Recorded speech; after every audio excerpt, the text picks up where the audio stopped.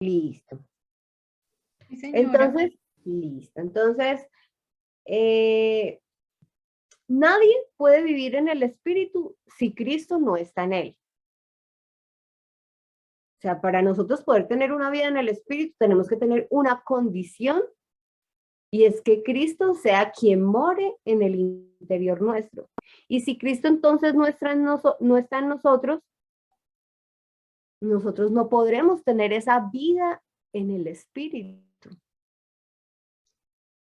El hombre no puede hacer la voluntad de Dios sin ser guiado por su espíritu. Usted y yo, es cierto que ustedes también en este momento están viendo conmigo la pantalla de Viviendo en el Espíritu. Sí, señora. Listo, gracias. Qué pena que les pregunte tanto, pero bueno, de una vez aprovecho y los escucho un ratico. Entonces, hay un versículo que yo quiero que ustedes me acompañen, por favor. Bueno, no, no lo traje acá, pero ustedes lo van a buscar en su Biblia, por favor. Está en Filipenses 2:13. Vayan buscándolo, por favor.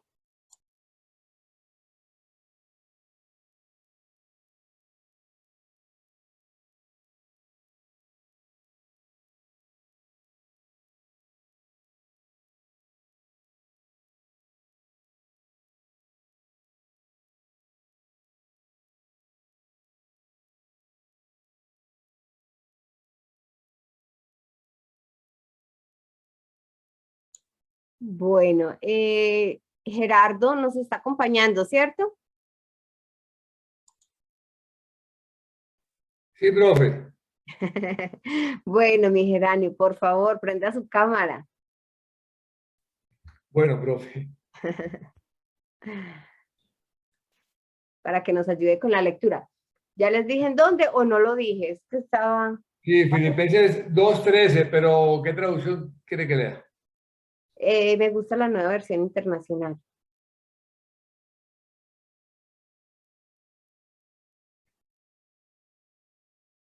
Amén. Bueno, vamos a leerla entonces, por favor.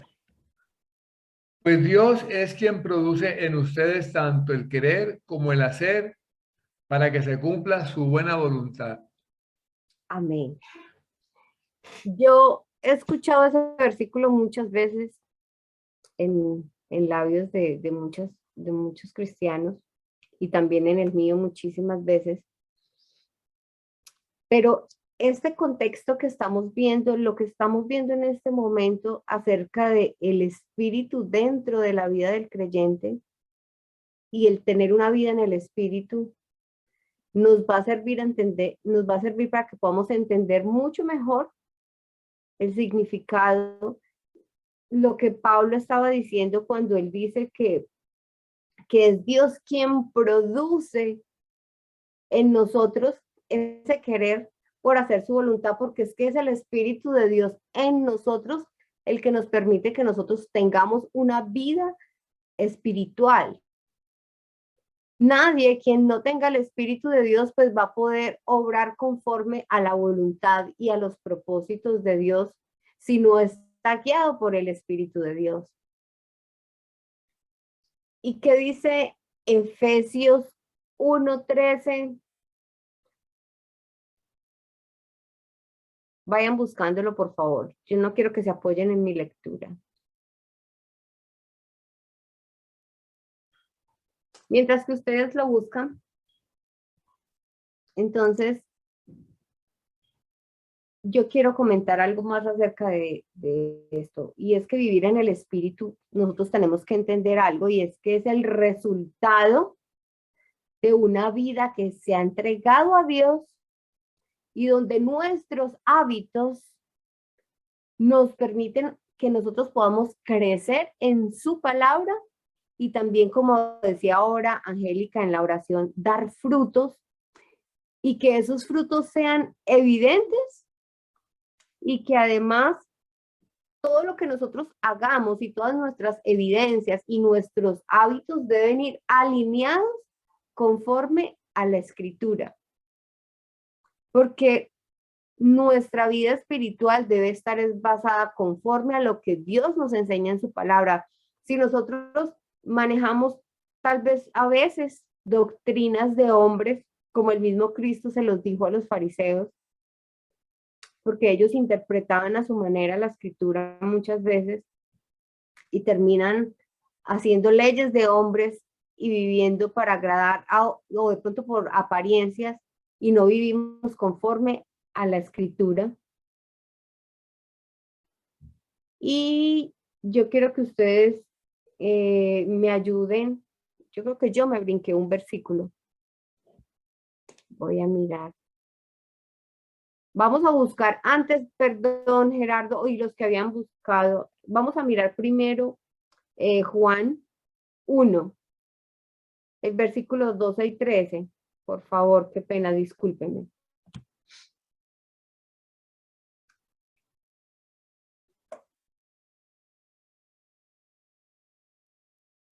Juan 1, 12 y 13.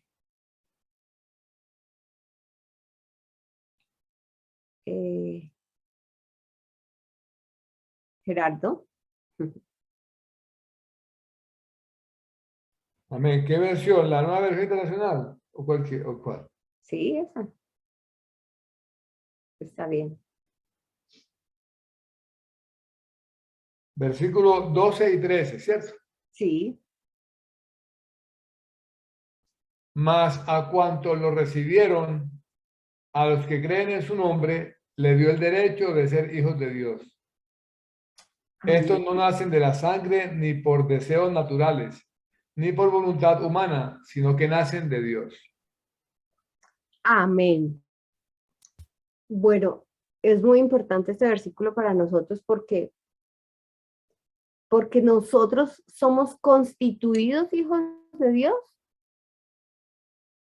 y somos nombrados hijos de Dios a partir de ese nacimiento que no es natural, que lo empecé diciendo cuando iniciamos la clase, sino que es la voluntad de Dios que nos hace nacer.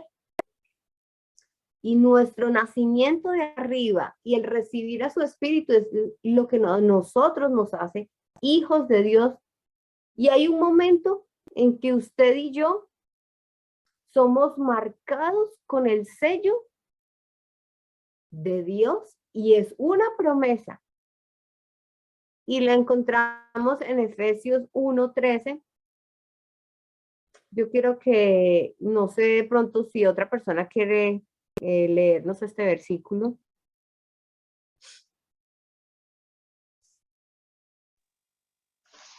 Si quiere lo leo. Listo, Camilo. Bueno, en Reina Valera. En él también vosotros, habiendo oído la ¿Quién palabra. está leyendo, Camilo? No, John Jairo, estoy con Juliet, mi esposa. Bueno, listo. Es que no había visto ningún hombre sino a Camilo, pensé que era Camilo. Listo. Bueno, empiezo. Efesios 1:13, Reina Valera. En él también vosotros, habiendo oído la palabra de verdad, el evangelio de vuestra salvación, y habiendo creído en él, fuisteis sellados con el Espíritu Santo de la promesa. Amén. Muchas gracias, John Jairo. Entonces, después de que nosotros escuchamos el mensaje maravilloso del reino, al creer hay una marca en nuestro ser que es para quienes han creído en ese mensaje que a nosotros nos trajo salvación. Es decir, cuando usted y yo hemos decidido creer en Cristo, y esa marca nos tiene a nosotros, es una marca que a nosotros nos diferencia del mundo, nos diferencia de otros, pero esta diferencia a veces es tomada o mal interpretada por los hijos de Dios y tal vez llevada de pronto a pensar que es una marca o un sello que a usted le permite ser una persona tal vez vanagloriosa o pensar que esa marca lo hace diferente o mejor que otros, cuando esta marca o esta diferencia que tenemos simplemente es la manera en que Dios muestra al mundo su salvación y que muestra que no es a través ni de sus obras ni de las mías que hemos sido salvados y sellados, sino que es una marca que no fuimos nosotros quien la hicimos. Es la obra de Cristo en nosotros. Y esa era lo que hablábamos en la clase pasada. Usted y yo somos sal del mundo, pero es que la sal está ahí para darle sabor, para ayudar al mundo, no para vanagloriarse, ni para subyugar el mundo, que es la gran diferencia y que nosotros tenemos que aprender cada día a ser más pequeños, a ser humildes, a aceptar, a reconocer todas las cosas que a nosotros nos hacen falta por aprender, todas las cosas a nosotros que nos hacen falta por vivir, toda nuestra dependencia de Dios. ¿Y qué es lo que hace el Espíritu en el creyente? Para que por favor me ayuden a buscar en sus Biblias en Juan 14:26.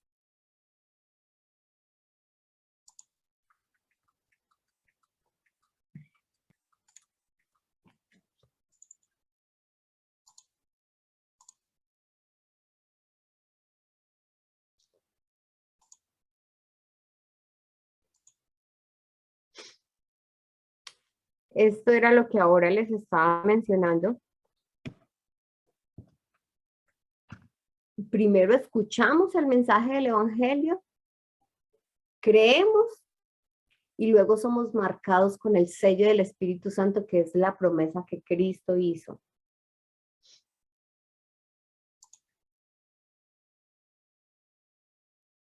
Vamos entonces a leer Juan 14:26. Gerardo, porfa. Amén. Pero el Consolador, el Espíritu Santo, a quien el Padre enviará en mi nombre, les enseñará todas las cosas y les hará recordar todo lo que les he dicho. Entonces, miren, ¿qué hace el Espíritu en el creyente? El Espíritu enseña al creyente la verdad de Dios. Tal vez podemos llegar a ser confundidos o podemos llegar a ser engañados por otras personas o incluso usted y yo podemos ser engañados a causa del desconocimiento que cada uno podamos tener de la palabra de Dios. Porque cuando nosotros desconocemos la verdad de la escritura o malinterpretamos la escritura, nos engañamos a nosotros mismos. Y podemos llegar a escuchar que alguien me dice algo y puedo llegar a ser engañado, puedo llegar a caer en ese engaño. Pero aquí dice la palabra en Juan 14:26, dice que el Espíritu Santo, el Padre lo envía ¿para qué? Para enseñar todas las cosas y que nos hace recordar lo que Él ha dicho. Entonces, el Espíritu de Dios a nosotros nos ayuda en esa debilidad, porque somos seres imperfectos que podemos ser engañados o podemos caer fácilmente aún en nuestra propia ignorancia, porque ignorancia sencillamente es desconocer un asunto. Nosotros aún nos falta muchísimo por crecer. Y lo digo por mí primeramente. A todos nos falta porque somos, lo primero que dije desde el primer día del grupo es, somos seres inacabados y hasta el día de nuestra muerte estaremos aprendiendo y esa es la meta en continuar adelante con nuestros estudios. Entonces, ¿qué debemos tener en cuenta? Tanto para lo que nosotros recibimos como para nuestras convicciones, siempre deben tener un sustento bíblico que viene a lo largo de la escritura.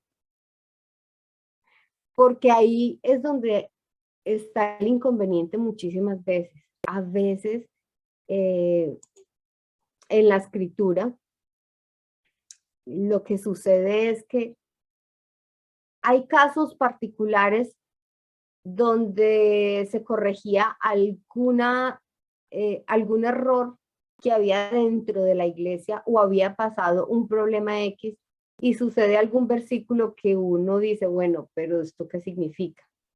Y lo tomamos como toda una doctrina y vemos que en la única parte que aparece es ahí en ese lugar, pero el resto de la Biblia, cuando habla como por ese tema, vemos que nos enseña cosas diferentes y a veces parece como si se estuviera contradiciendo, pero ese mismo es el problema que les estoy mencionando, y es que nosotros tenemos que aprender a interpretar la palabra a través de reconocer el contexto, de aprender muchísimas cosas, que esa también es la idea del grupo, tener la mente abierta, dispuesta, y a poder reconocer que aún nos falta mucho.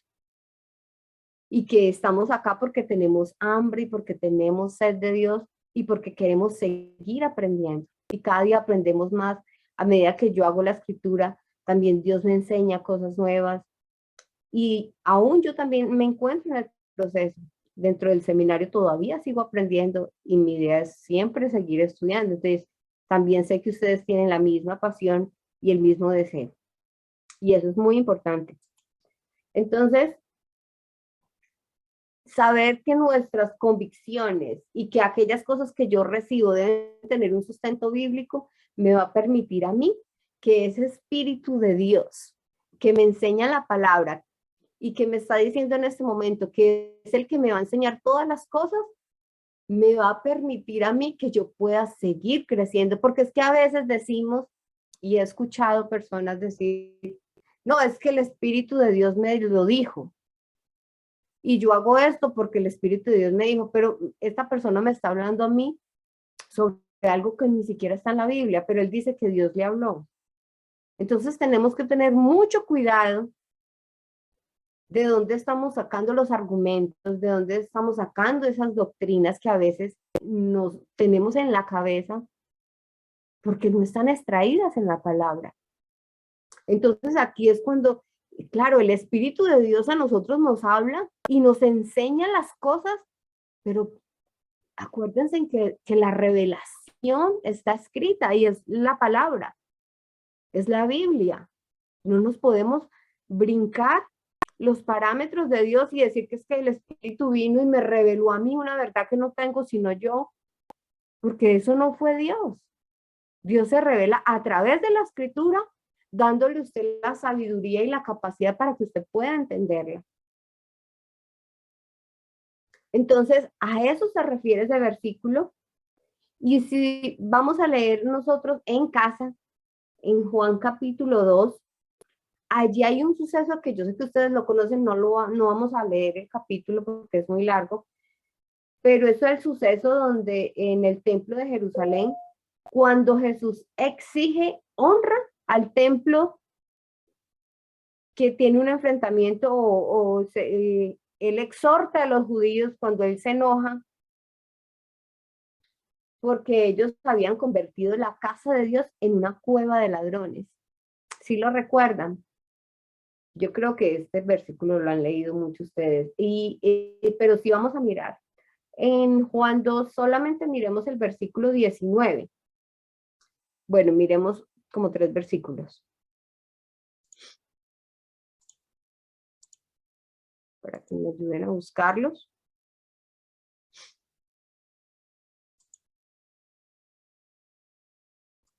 Juan 2, 19.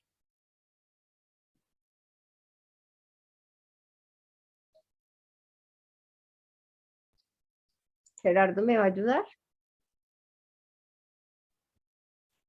Amén. Destruyan ese templo, respondió Jesús, y lo levantaré de nuevo en 3 días. Pero el templo al que se refería era su propio cuerpo. Perdón, mi Geranio. Vamos a brincarnos. Él leyó el 19 Y vamos a leer ahora el versículo 21 y el 22. Pero el templo al que se refería era su propio cuerpo. Así pues, cuando se levantó entre los muertos, sus discípulos se acordaron de lo que había dicho y creyeron en la escritura y en las palabras de Jesús. Miren que en la antigüedad o en el Antiguo Testamento la representación de la presencia de Dios estaba en el templo de Jerusalén para aquel entonces, pero ya aquí Jesús ya está hablando de un templo, dice que, pero el templo al que se refería era su propio cuerpo. Entonces es el Espíritu el que santifica el templo. Es la presencia misma de Dios la que transforma. Y Él vive o mora ahora no en templos hechos por manos de hombres, sino en usted y en mí. ¿Cuándo?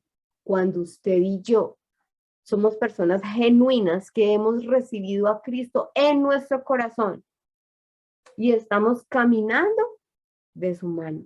Estamos siendo guiados por su Espíritu. Vamos a buscar en Primera de Corintios 3, por favor, en el versículo 16 y 17. Vayan buscando, mis hermanos, en su Biblia.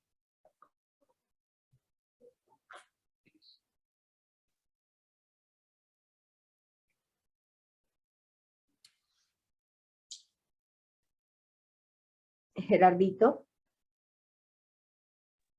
Amén. Si alguno destruye el templo de Dios, el mismo será destruido por Dios, porque el templo de Dios es sagrado y ustedes son ese templo. Que nadie se engañe si alguno de ustedes se cree sabio según las normas de esta época. Hágase ignorante para así llegar a ser sabio. Amén. Voy a mirar. Yo tengo otra cosa apuntada ahí. Tal vez apunté otra versión o usted me leyó un versículo adicional. Entonces dice... Bueno, leí el 17, y es el 16. 16, usted empezó en el 17. Sí, empecé en el 17, sí, me equivoqué yo. Vamos a leer el 16. ¿No saben que ustedes son templo de Dios y que el Espíritu de Dios habita en ustedes? Ahí estaba leyendo mi Biblia. Amén. No me da cámara. Entonces, el Espíritu cambia el estado de muerte del hombre que reside en su interior, que ha recibido esa presencia por la fe en Cristo. Y ahora se hace visible. Porque nosotros, a partir de ese momento, empezamos a dejar nuestra naturaleza pecaminosa y es la señal más clara que usted y yo podemos tener de que realmente el Espíritu de Dios es quien gobierna nuestro interior. Y a partir de ese momento comienza una lucha entre nuestra antigua naturaleza mientras que, ¿qué? Pues mientras que estemos vestidos de carne, mientras que estemos en esta tierra, vestidos con esta humanidad, vamos a tener una lucha constante entre nuestra naturaleza, entre nuestra antigua naturaleza y nuestra nueva naturaleza. Por eso es que nuestra fuerza no depende ni de habilidades, ni de su belleza, ni de su inteligencia, ni de sus recursos, o de cualquier cosa en que su humanidad quiera apoyarse. Dios que mora en nosotros, que mora en el creyente, tiene que ser nuestra fortaleza, porque Él nos va, por medio de su Espíritu que vive en nosotros, nos perfecciona, nos capacita. y nos transforma. Y además de eso, las cosas que el Espíritu de Dios hace en nosotros no tienen por qué ser ocultas. Se hacen evidentes. ¿A través de qué? Pues a través de sus frutos y a través de mis frutos. Por eso dice que el árbol es conocido por sus frutos. Nosotros somos conocidos por los frutos. Todo este proceso que vivimos se hace entonces evidente, toda esta vida espiritual se hace evidente con su caminar y con mi caminar. Son dos cosas que van de la mano. Por eso,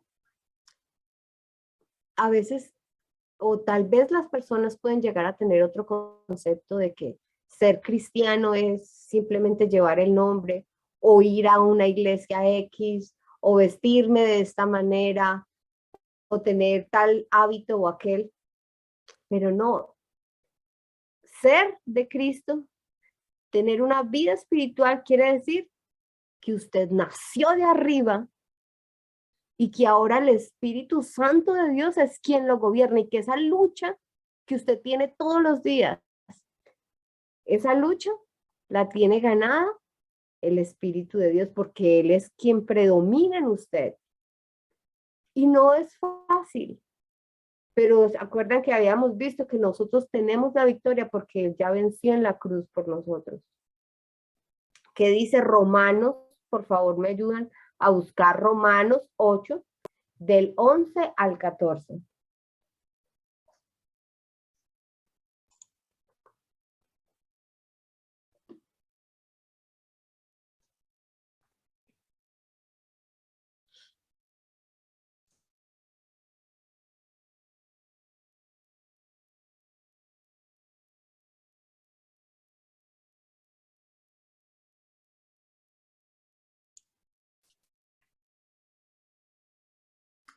Gerardo, ¿me ayuda, porfa? Amén. Y si el espíritu de aquel que levantó a Jesús de entre los muertos vive en ustedes, el mismo que levantó a Cristo de entre los muertos también dará vida a sus cuerpos mortales por medio de su espíritu que vive en ustedes. Por tanto, hermanos, tenemos una obligación, pero no es la de vivir conforme a la naturaleza pecaminosa, porque ustedes viven conforme a ella, morirán.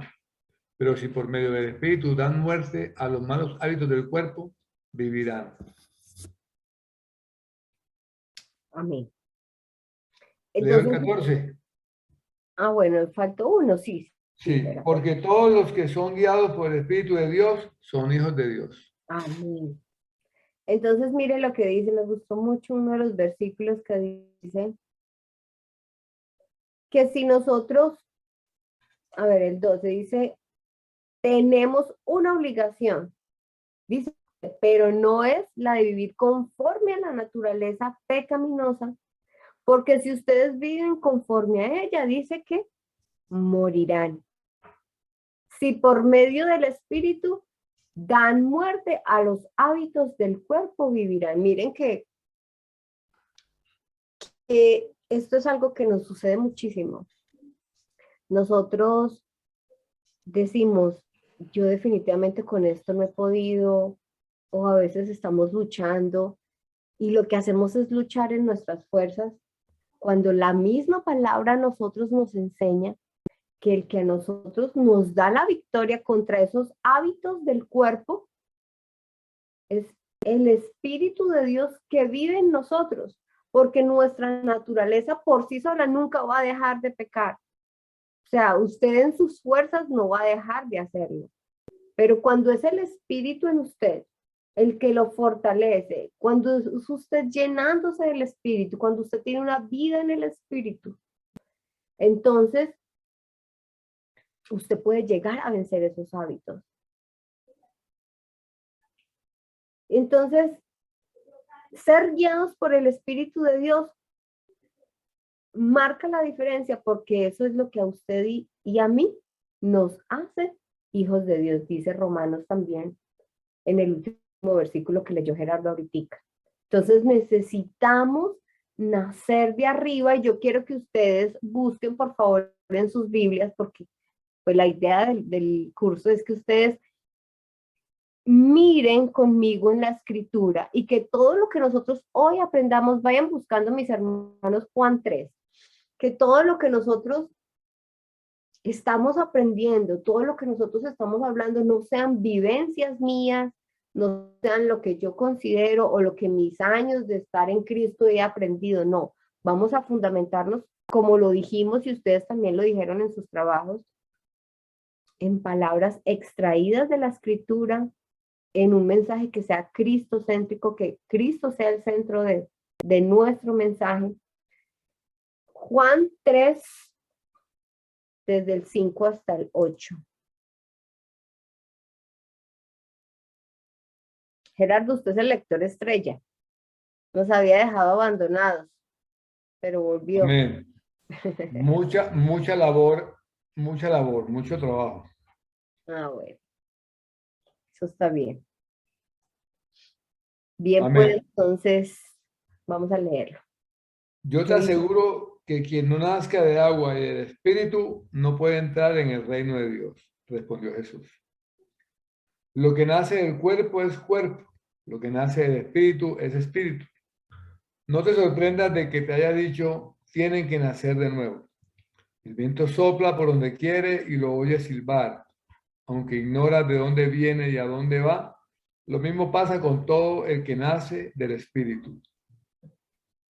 Amén. Entonces eso es lo que tenemos que hacer. Volver a nacer. Nacer de arriba. Porque el original dice es nacer de arriba. Entonces, ¿qué dice Juan? Vamos a leer otro versículo.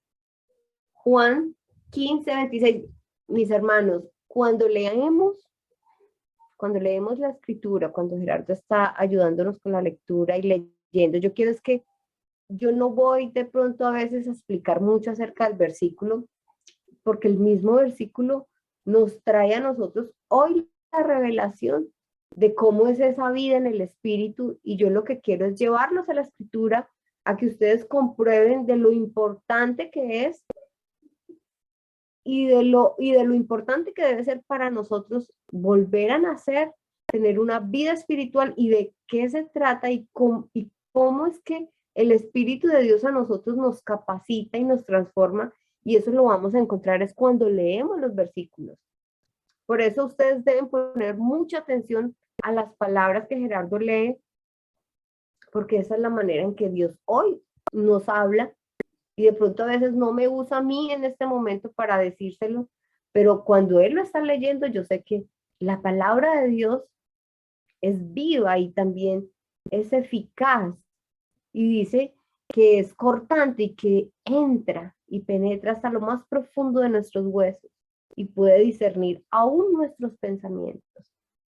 Y si la palabra de Dios es lo que dice que es, que así es, porque nosotros lo creemos, entonces esta palabra que él está leyendo es salida de la boca de Dios.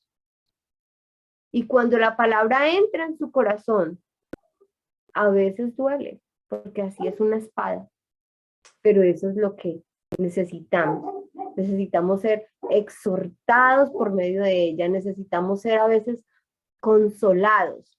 Y también necesitamos ser edificados, que es la función. Ser perfeccionados en la palabra. Ser capacitados, ¿para qué?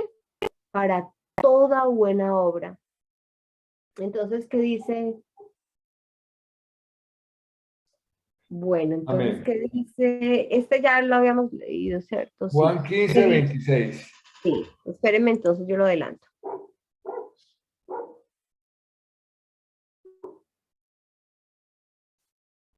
Amén. Cuando venga el Consolador, que yo les enviaré de parte del Padre, el Espíritu de verdad que procede del Padre, Él testificará acerca de mí.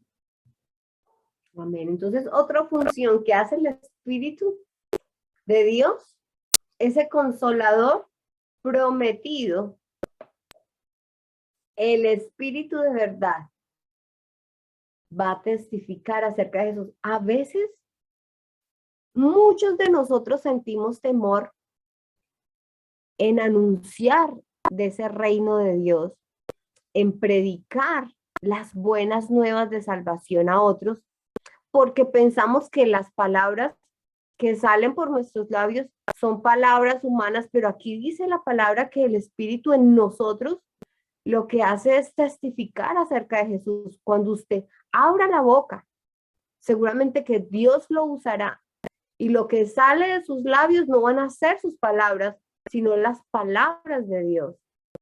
Va a ser el testimonio acerca de Cristo que necesita el mundo escuchar a través de sus labios. Entonces es un poder para ser testigos.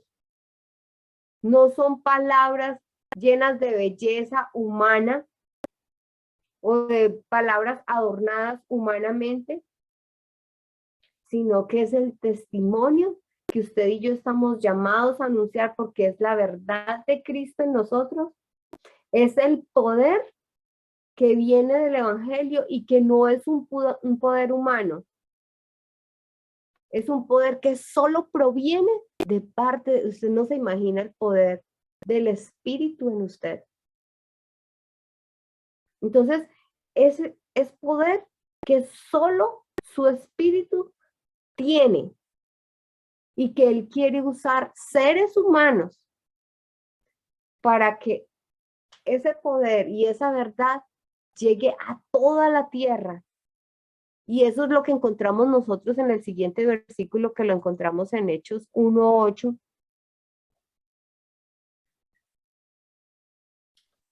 Vayan buscándolo, mis hermanos.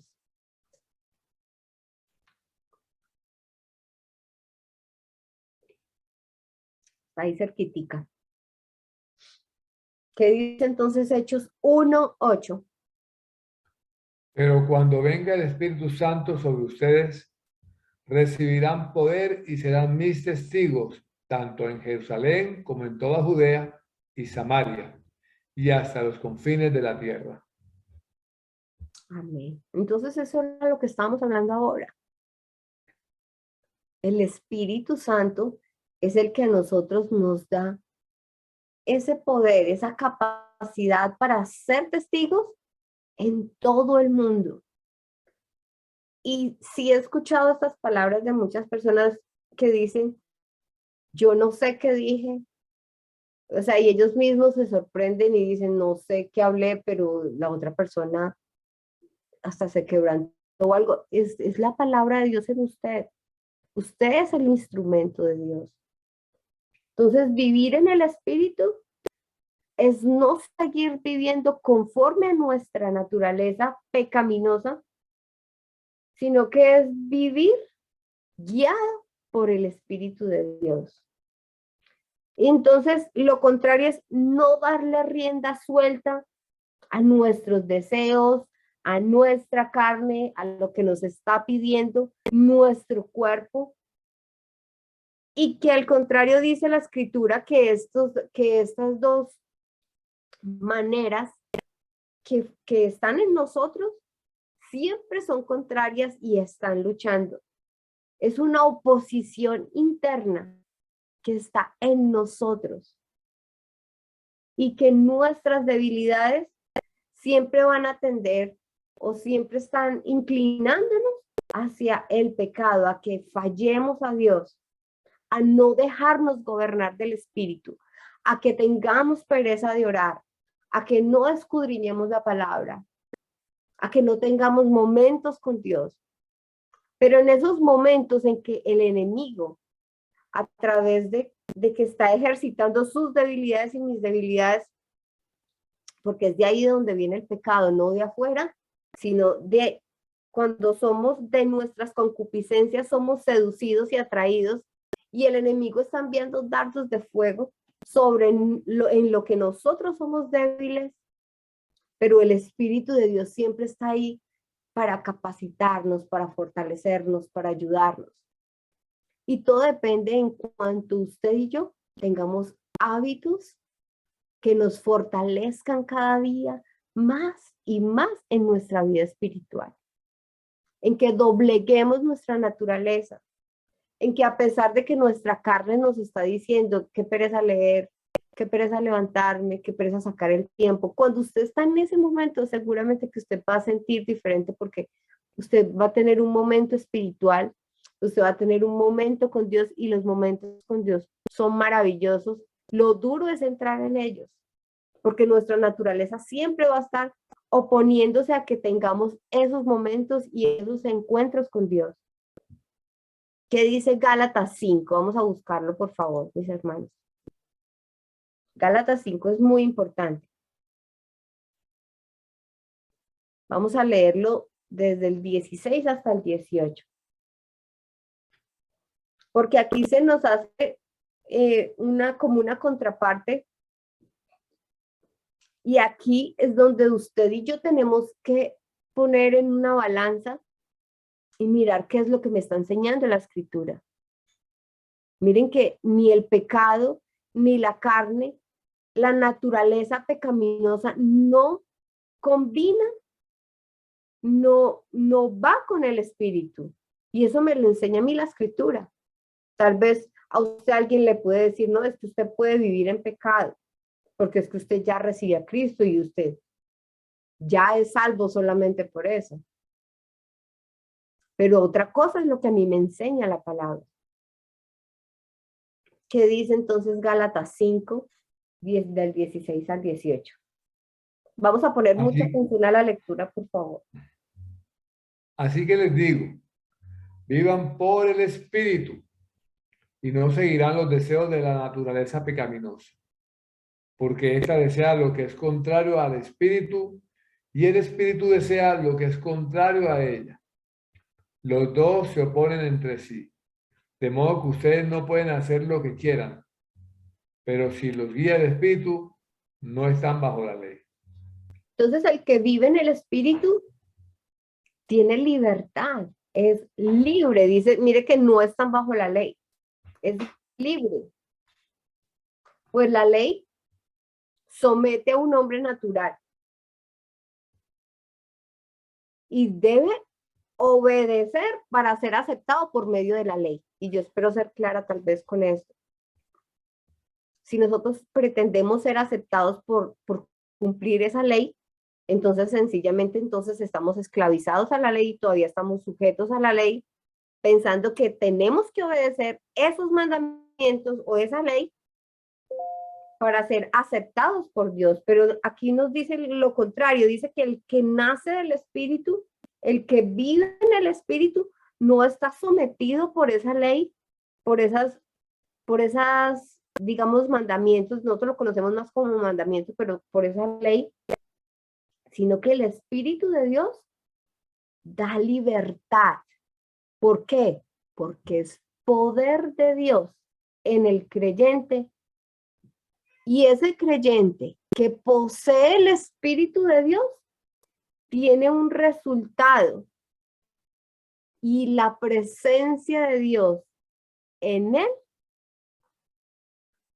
vamos a mirarlo aquí, en el versículo que sigue, en el 19. Vamos a seguir la lectura hasta el 25.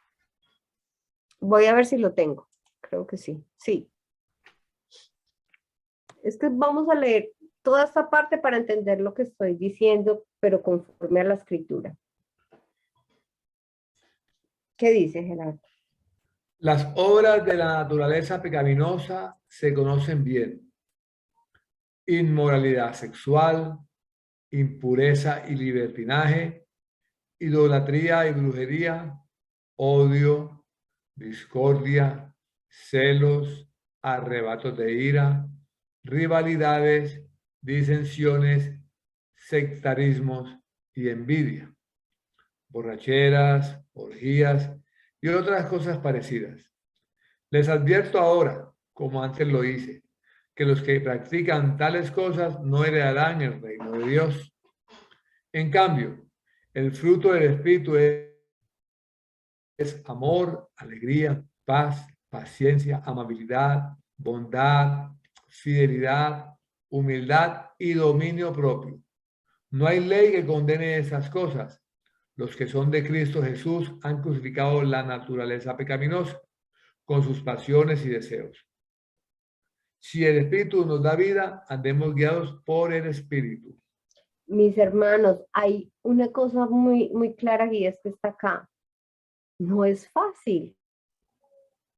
No es fácil. Mire que dice, en el versículo 23 dice, dominio propio. Y luego dice, en el 24 dice, los que son de Cristo, dice que han crucificado la naturaleza pecaminosa. Y eso duele. Duele no vivir conforme a lo que su carne le pide, a lo que su antigua naturaleza está habituado a hacer. Pero cuando usted está guiado por el Espíritu en usted es el que produce el fruto. No es usted el que obedece, porque es que usted está sujeto a la ley y necesita obedecer para ser aceptado. No. Ese fruto del Espíritu es el resultado de que en su interior el que habita es Cristo. Y muchas veces uno siente que falla, uno siente que cae, pero es una muestra de que cada día tenemos que llenarnos más y más de Dios y aprender a depender de Él y a entregarle nuestras debilidades. Y eso se va a empezar a conocer a medida que usted y yo empezamos a caminar y entendamos que esa debilidad nunca va a ser vencida en nuestras propias fuerzas, sino es a través de su Espíritu, que la victoria que nosotros tenemos sobre el pecado no es en nuestras fuerzas, sino es a través de lo que Cristo hizo en la cruz y de la obra de Él a través del Espíritu Santo en medio suyo y en medio mío. Amén, mis hermanos. Amén. Amén. Entonces, vamos a hacer una cosa para no poner la clase tan larga, porque yo sé que muchos no pueden estar más del tiempo. Les voy a compartir. Ustedes todos tienen la hojita de trabajo, ¿cierto? Sí, señora. Listo, entonces vamos a leerla. Vamos a mirar si yo la tengo aquí. Bueno, yo sí la tengo, pero no la tenía abierta. Para que leamos las preguntas y ustedes las contesten en casa. Y si algo nos tomamos 5 minuticos antes de la clase que sigue y leemos las respuestas. Voy a compartirles la pantalla para que miremos las preguntas juntos. Bueno, no sé si de pronto alguno tiene alguna pregunta. ¿Tiene algo para decir?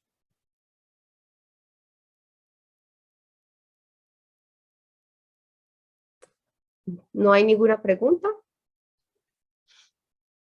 Bueno, entonces dice así, la primera, Jera, ayúdeme por favor con la lectura de las preguntas. Okay. Primera pregunta. Según nuestro estudio de hoy, ¿dónde mora el Espíritu de Dios? Amén. Bueno, yo creo que eso ya fue. Audrey, sí, dígame. Me quería hablar. ¿O me quería era contestar la pregunta? Bien puede, Audrey.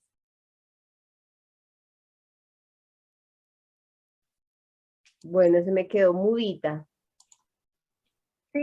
Sí me escucha. Sí, Buenas noches sí. a todos. Hola, Audrey. Señora, tiene la palabra.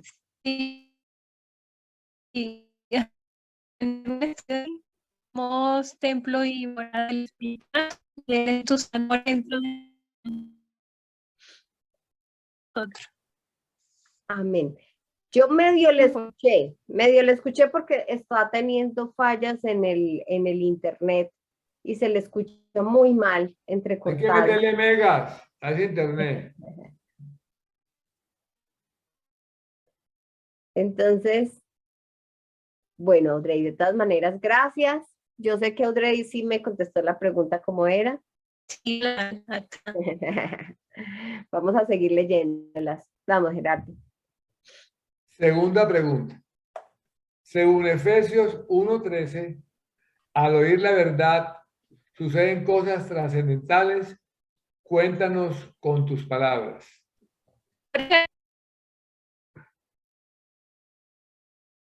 Ujú. La tercera.